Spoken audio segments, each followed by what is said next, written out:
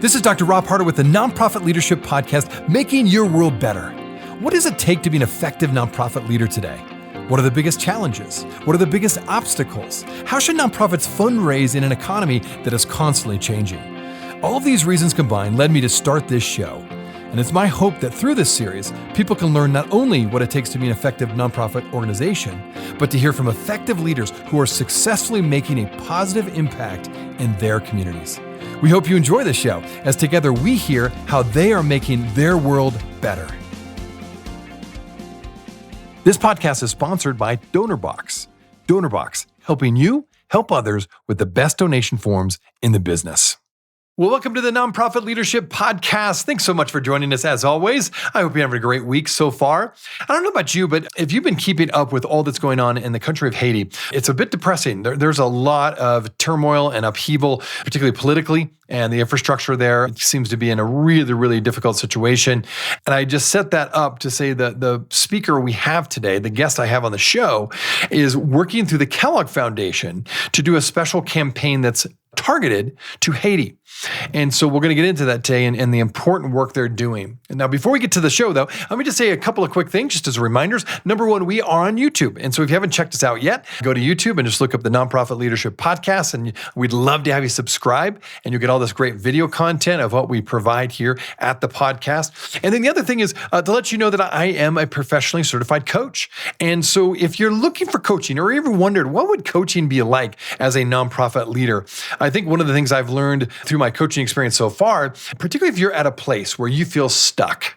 Maybe you want to start a nonprofit and you're not sure where to start. Or you're in a nonprofit organization, but you feel like you've hit a lid or you've gotten stuck, you've hit a boundary. That's where I love to come in and provide some helpful tools and some ideas and different ways to help you think through and navigate through the current situation you're in. So if you have more information that you would like to read about and learn about, just go to my website, robharter.com, robharter.com, robharter.com, or you can just email me, rob@robharter.com, and I'd be happy to reach out to you and even give you a sample coaching session of what this could look like. It's been so fun doing that with so many nonprofit leaders across the country right now. So it's been fun.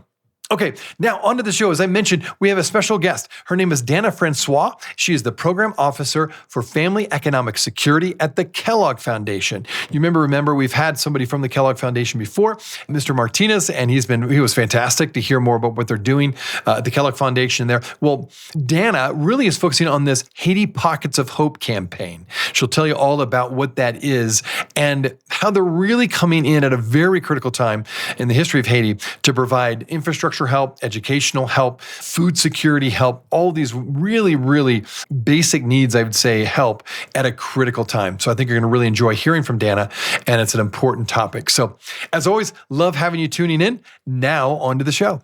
She is the Program Officer for Family Economic Security for the Kellogg Foundation. And so again, this special project we're going to focus on is this Haiti Pockets of Hope campaign. And so maybe for my listeners who may have not heard about this, they will remember we've had Mr. Martinez who was on here from the Kellogg Foundation before, so they may have remembered the Kellogg Foundation, but this is a very specific campaign the Kellogg Foundation is doing, which is great. What inspired the Kellogg Foundation, maybe to start with, to focus on family economic security and food systems specifically in Haiti? So as a foundation, we've been actually engaged in Haiti for about 70 years at this point. But in 2011, as you know, Haiti was particularly Port-au-Prince was impacted by a devastating earthquake. And we essentially decided to refine our approach and to step up our involvement and hire a team of Haitian program officers who knew the work. And that's really part of how we approach everything we do through what we like to call our DNA, which essentially means community engagement, leadership, and equity. So the people who are closest to the problems are the people who are best equipped to help solve them. So in that spirit, we built a team, and I had the privilege and honor of joining the team along with my colleague of Haitian heritage to lead this work and to work with our partners in Haiti to actually advance what we saw, giving what we knew of the context, systemic, focused kind of efforts through trust-based partnership, and to do this through the lens of the key component that matter for children to thrive, which is a core tenet of who we are. We care about the well-being of children fundamentally. And those tenets are education, broadly speaking, education, early childhood education and education systems, maternal child health systems, and economic development, which we call family economic security, because we like to really center the family and the child, even though these are economic considerations, and food system, which underpins really all three of those broad categories as critical for our work in Haiti. And this was also based on all our years of learning of priorities in Haiti, understanding communities, understanding the context, and really partnering with Haitian farmers to advance the kind of sustainable, appropriate approach to transformation that would be necessary for the kind of locally led effort that we want to see in our lifetime. That's what we'd like to say. And our commitment to Haiti in that capacity is for a generation. No, well said. And I know one of your key goals is just really getting into is to invest in the long-term benefits of agricultural development for Haiti's economy. So far, you've been putting some work into it already. What are some of the results so far that you've seen? Truly impressive. One of the things that it's exciting for us is, on one end, we've always known that smallholder farmers have historically in Haiti played a key role in economic development in Haiti throughout the years.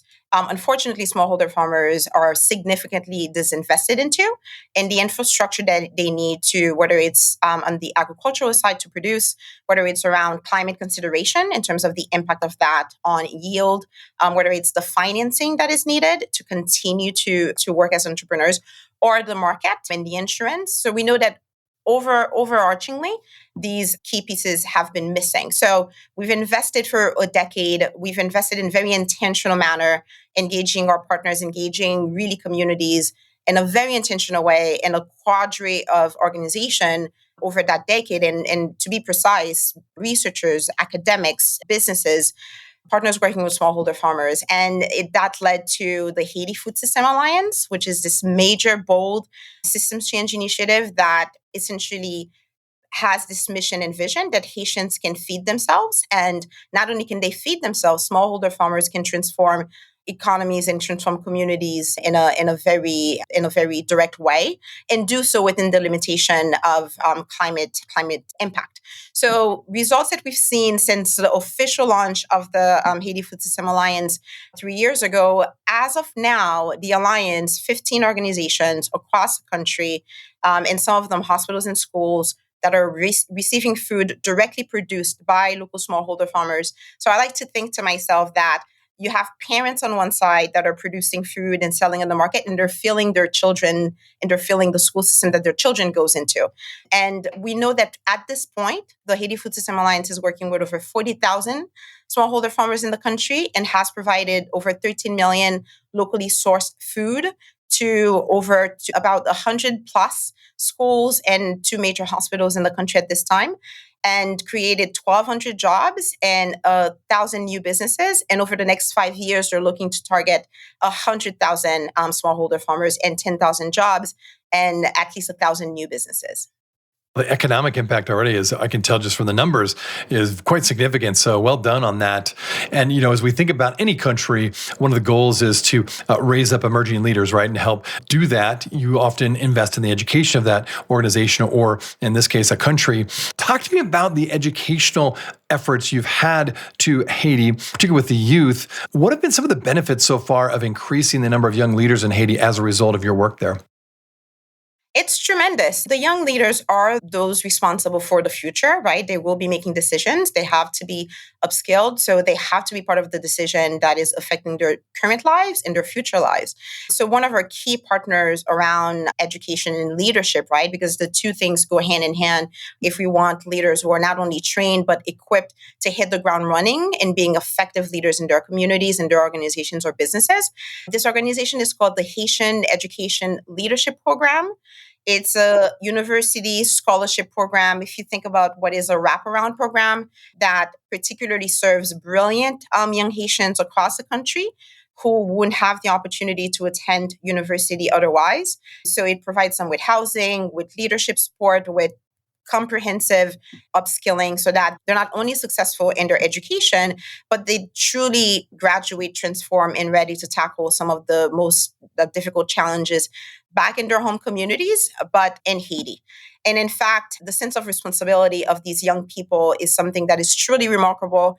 They've gone on to create their own organizations across the country, and part of their salary contributes back to the program as a means to sustain the program and also to pave the way for other young people like themselves who are coming and joining this wonderful effort. And in fact, the coordinator of the Haiti Food System Alliance that I've mentioned before comes from that program. The HELP program went through the university and went into an agricultural program and is now the deputy general manager for one of our partners who is also a member of the alliance, Accesso. Okay. No, thanks for giving that little bit of background on that. You know, we talk a lot on this show about collaboration and the importance of any nonprofit or foundation, for that matter, to collaborate with whether it be government organizations, for-profit companies, other nonprofits like itself. And you do that really well. Could you talk more about the effective models of collaboration you've seen between donors and local organizations in your context? Many. And you've said this right? We see collaboration as a key approach to what we do, right? We're very cognizant of the fact that for us to see the kind of transformation that is needed for communities to go on, for children and families to thrive, requires that we come together, right? Because any single one organization does not have the resources or the toolkits to be able to tackle those challenges alone through the leadership and in support of the Haitian leadership and local folks. So one of the ways that we've done that over the last, and I talked about our decade year, over a decade now at this point, really intentional partnership in Haiti has been through what we call the Haiti Peer Learning Network. It's an intentional peer learning ecosystem that we've supported.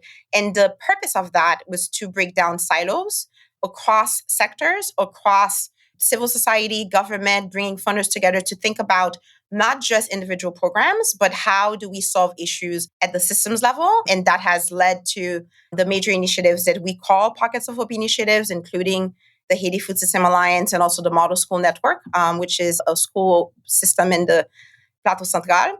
Another obviously major collaboration that we're thrilled about that is coming to provide support to those tremendous effort born from the Haiti Peer Learning Network collaboration is obviously our Pockets of Hope campaign. And our Pockets of Hope campaign is really where we are intentional in calling to our funder partners, our impact investor partners, to think about Haiti in a holistic way, in an intentional way, and to come alongside us because we've done a lot of the hard work of partnering early and going in as quote unquote first mover, which is a language that many like to use.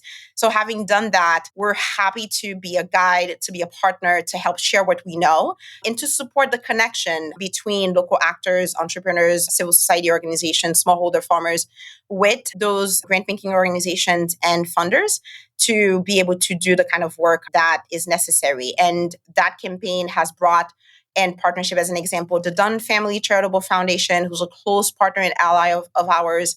As an example, Particus Foundation, who was on its way out in terms of kind of winding down its work, but essentially decided right alongside us to double down and renew their engagement in Haiti and increase their investments in developing relationship with even newer organizations. So we have multiple examples of those kind of collaboration and partnerships that we think are critical. So not only organizations partnering, but funders and impact investors really thinking about how we come together to bring the kind of resources necessary to meet the promise of the work that folks are doing at the system level in Haiti.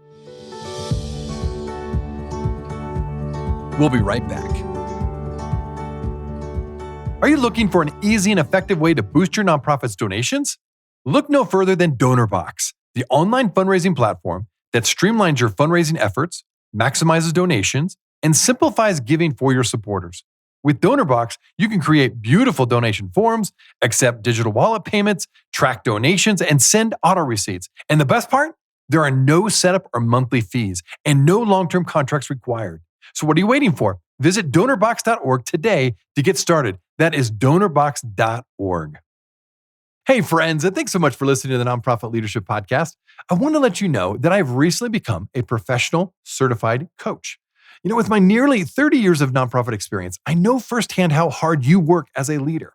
I also know how important it is to have someone you can call on to get help with the barriers, the leadership challenges that you will face both professionally and personally. And I really want people to thrive, to become all they were meant to become by providing coaching and consulting services. So if coaching is something you've always been interested in, but maybe weren't quite sure what it was all about, I encourage you to reach out. You can go to my website, robharder.com, or just email me at rob@robharder.com. I would happy to provide a free sample coaching session so you can determine if coaching is for you. All right, thanks again for tuning in. Now back to the show.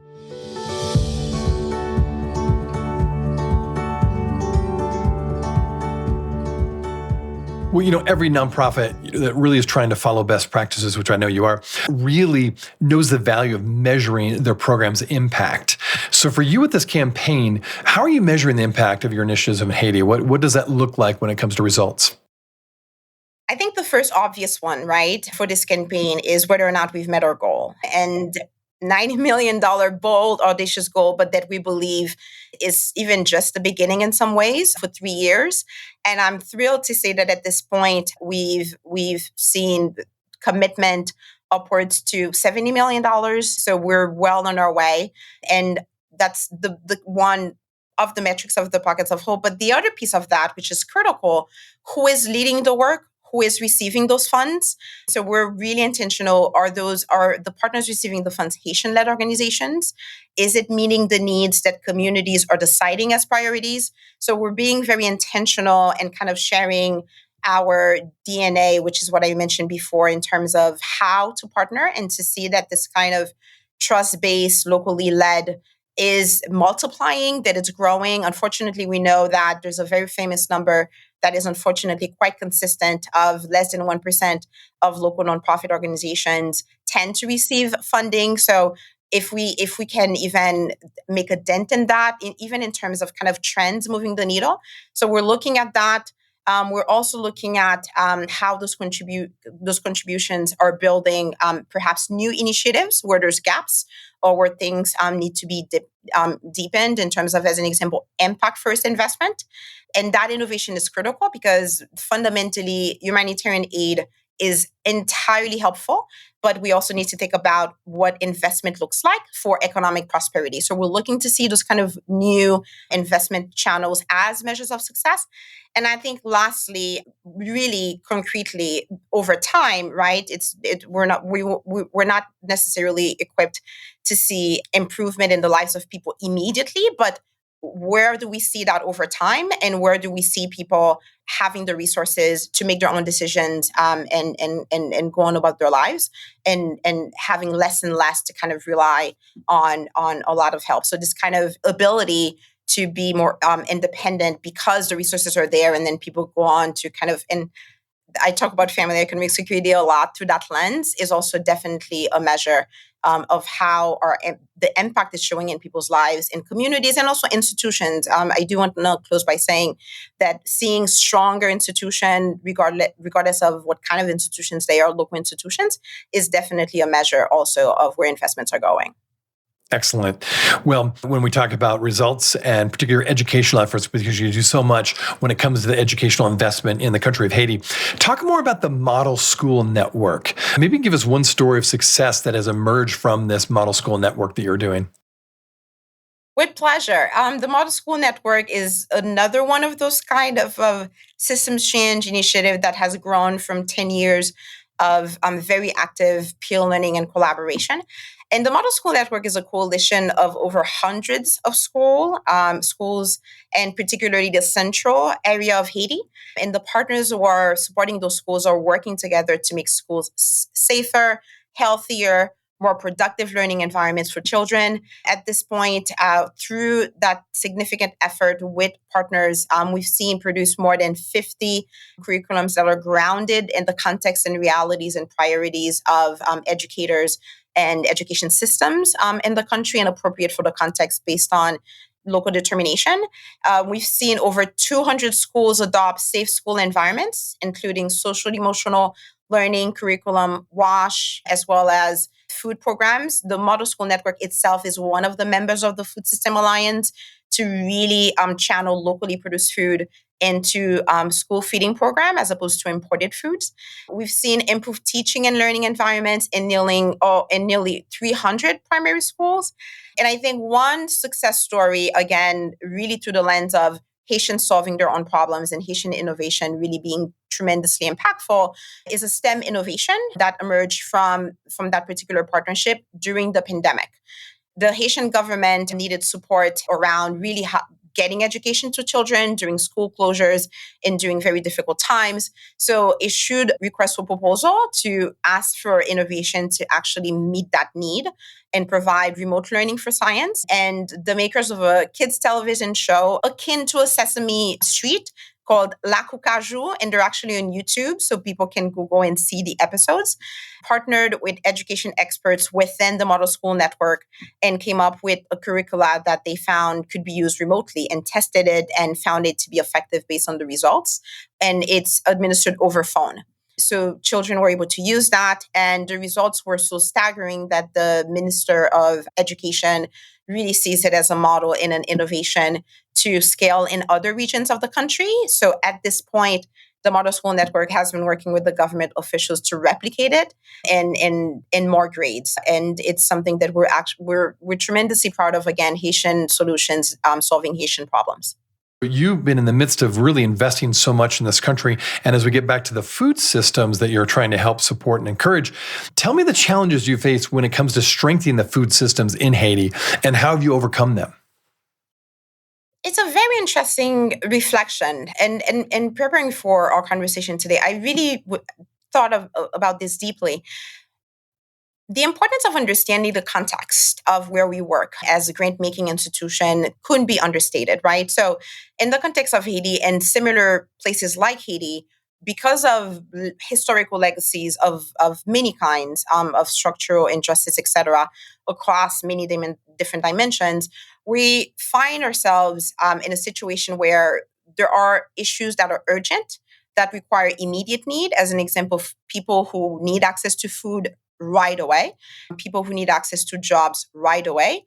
But at the same time, because of the structural inequities and Haiti's history, there are a number of structural gaps across agriculture, across value chain, across markets and economies. So the importance of really holding two spaces simultaneously is critical, right? So how do we, as partners to local organizations who are solving for immediate issues, but also need to think about the system and need to think about the future at the same time, in an environment where unfortunately tend to be funding resources are not as readily available, which is one of the reasons why we've launched this campaign, has been one of the most challenging thing, right? Because you're having to constantly react to a dynamic environment, think about immediate issues in ways that don't create new problems, because sometimes an immediate solution can be disastrous for future outcomes. So it's investing in the right kind of solutions for immediate solution, but thinking about how does that lead to system and long-term transformation. So for us as a foundation, it's meant really leaning into thinking long-term with our partners, thinking about how do we support the strengthening of the development and strengthening of individual organizations, but also thinking about where, as a convener, we can be a supporter for convenings to happen, for meetings to happen, for planning, for retreating and visioning. That is on a regular basis, which is critical for systems design, systems thinking. And I think for us also doing our homework around always testing to see, are we hitting the mark in terms of how we're funding, how we're partnering, how we're engaging. And one of the lessons from that, as an example, we understood in the early days that we needed to support institutions to be strong and effective so that they can support people, but support the networks in the ecosystem to work together. But having done that, and without investment, impact first investment, there won't be job creation. There won't be business development. So even within the pockets of hope, there is an element that we recognize now that we have to be a partner who helps to see how do we help our partner attract investment. And it's something that is a direct consequence of the reality and the dynamics and the promise of the Haiti Food System Alliance. So I would say these were really some of the challenges we face in obviously constantly shifting environment, whether it's hyperinflation, things that are happening at the macro level, which means for us as a foundation, digging deep to do simple things like maybe delaying a report, right? Maybe considering a general operating support so that organizations can manage based on rapidly shifting contexts are all things that we've had to learn and reflect on and try to be agile about to really work hand in hand with the Alliance for over a decade and to see where it is today. Yeah, well, as I think about my listeners who are tuning in and really want to learn more about the campaign to better support really Haitian-led initiatives, how best can they do that in your opinion? What would be the place you to direct them to if they want to really get involved and help out? Very excited to hear that. Engage with us, please. We're thrilled. We're always happy and available to connect. I would say talking to funders who are listening to us, really think about supporting local organizations and taking the time to learn and understand the context and to evaluate the context on its own merit, because that's the other thing. Sometimes we're using measures and kind of assumptions based on kind of where we're based, right? To make assumptions about the promise of something. And sometimes I think we may miss opportunities in that way. So really taking the time through partnerships with us, don't be afraid to engage us, but also taking the time to learn the ecosystem, learn the local players, and invest in them in their capacity is the first thing that I would say to funder partners. To also develop strong, trusting relationship, because this is a marathon and it's a relay race. A lot happens, sometimes planned, sometimes unplanned. So to have that open conversation and that trust-based relationship that takes time to build, but is, I think, necessary, allows to continue for the long term because we find ways to move forward as opposed to letting obstacles get us to either abandon amazing effort because things get difficult. So definitely taking the time to build trust, and we're happy to make introductions to some of our partners, and we're happy to meet partners of other organizations who are also working in Haiti so that there's an effective, I think, vibrant ecosystem. I would say as a convener also, we help to connect as much as we can local organizations to investment opportunities, particularly as I talk about impact first investment, whether it's using our grant as first loss, patient capital to kind of help, quote unquote, de-risk, to use that term. So it's something that we're happy to do. So think of, in terms of engaging, think of us as being maybe a support there for you. And I think that in terms of really way to better support is also thinking about what are the best practices in philanthropy that we want to uphold, right? Thinking about systems, because immediate needs are important, but if we're not tackling systems at the same time, we're kind of always behind the eight ball as opposed to really kind of meeting the needs of the future, because we're correcting errors of the past, but climate change is telling us that we need to be ahead of the curve, right? So thinking about systems, but grounded in authentic partnerships, long-term engagement, we're a generation N committed local leadership and equity, really thinking about who's not at the table and how do we partner with folks who need to be at the table. And I think lastly, I would like to say is something that I've alluded to a little bit earlier is really not only taking the time to do the hard work of learning as funders, but also, yes, humanitarian, but how do we think about humanitarian that is not disruptive? And how do we think about investment to really tackle economic development, job creation, enterprise development at scale in a level that allows people to move themselves out of poverty so that there's less and less crises and there's less and less need for kind of continuous injection. So these are some of the things that I think are quite helpful. But again, we're happy to connect and share. There's so much to share. We've been at this work for such a long time. I think myself and my colleagues are thrilled to connect with anyone who would love to learn more, exchange, and partner. Yeah. Well, again, for my listeners, a lot of practical ways you just gave us to learn more about this, invest if you'd like, and then just to learn a little bit more about your campaign, the Kellogg Foundation, and even connect with you if they'd like to. How best could they do that? So our website, particularly for the Pockets of Hope campaign, is HaitiPocketsOfHope.com. If you go on the website, read, engage. There's also an email address. If you have any question, feel free to email us at any point in time. We're always happy to speak to anyone who wants to engage with us and with our partners. And also some organizations are not even grantees of ours, but we understand solving issues requires much more than what we're able to do. So any way we can help, don't hesitate to email us. We also see ourselves as a convener between funders and local organization. So funders who are thinking or on the fence, who are already doing work, please feel free to engage with us. Happy to get into the nitty-gritty of what that might look like and how we can be helpful there to kind of help you to engage through investment or grant making. As well as we want to and share insights and learning. So we have a ton of reports. Our Candid website has a ton of information about the impact on the ground and about the ecosystems, whether it's in education, health, or family economic security. Happy to share those resources and showcase successful models such as the Haiti Food System Alliance, the Model School Network that I've mentioned, and Collectif, and a number of others. I've only mentioned a couple, but there's so many others. And lastly, get involved, share, whether it's on our social media, whether it's on our website, Haiti Pockets of Hope, share information about it, engage. We're thrilled to see the community grow wider in terms of partners around Haiti, supporting tremendously exciting and impactful work.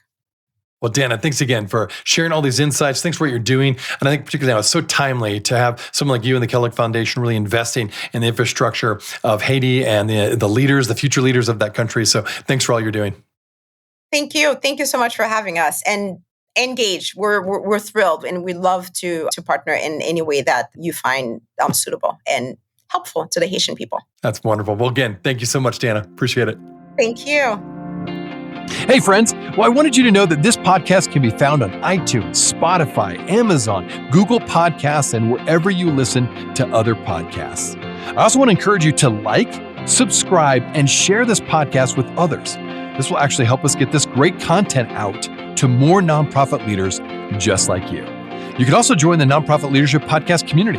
Find other resources and interviews of past guests all on my website, nonprofitleadershippodcast.org. Well, thanks again for listening. And until next time, keep making your world better.